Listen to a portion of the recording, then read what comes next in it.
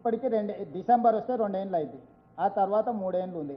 సంవత్సరానికి ఎన్ని రోజులు ఉంటాయి? 365 రోజులు అయితే ఉంటాయి కదా మన లెక్క ప్రకారం. ఒకవేళ కేటీఆర్ క్యాలెండర్ ఎట్లుందో నాకు తెలియదు కానీ ఈ లెక్క ప్రకారం 1000 రోజుల పైనే అవుతుంది కదా.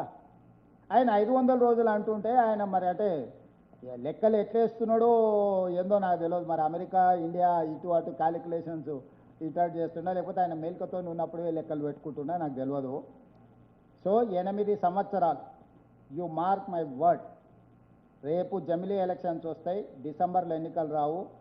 2028 బదులు 2029 జూన్లో ఎన్నికలు వస్తాయి.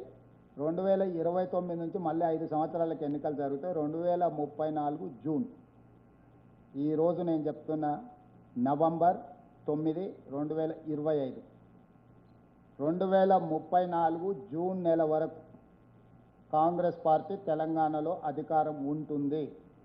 ఇప్పటివరకు నేను చెప్పింది నిజమని నమ్మిన వాళ్ళందరూ దీన్ని అంచనా వేసుకొని ముందుకు వెళ్ళండి. 10 సంవత్సరాలు టీడీపీకి ఇచ్చారు, 10 సంవత్సరాలు కాంగ్రెస్కి ఇచ్చారు, 10 సంవత్సరాలు చంద్రశేఖరరావుకి ఇచ్చారు, 10 సంవత్సరాలు మళ్ళీ ప్రజలు మాకు అధికారాన్ని ఇస్తారు. ఈ 10 సంవత్సరాలలో 100 సంవత్సరాలకు కావాల్సిన అభివృద్ధిని, ప్రణాళికల్ని మేము రచిస్తాం, ముందుకు తీసుకెళ్తాం. 2004 నుంచి 2014 వరకు ఏదైతే అభివృద్ధి జరిగి ఆగిపోయిందో ఆ అభివృద్ధి కొనసాగింపే 2024 నుంచి 2034 ఎక్స్టెన్షన్ ఆఫ్ ఓల్డ్ డెవలప్మెంట్.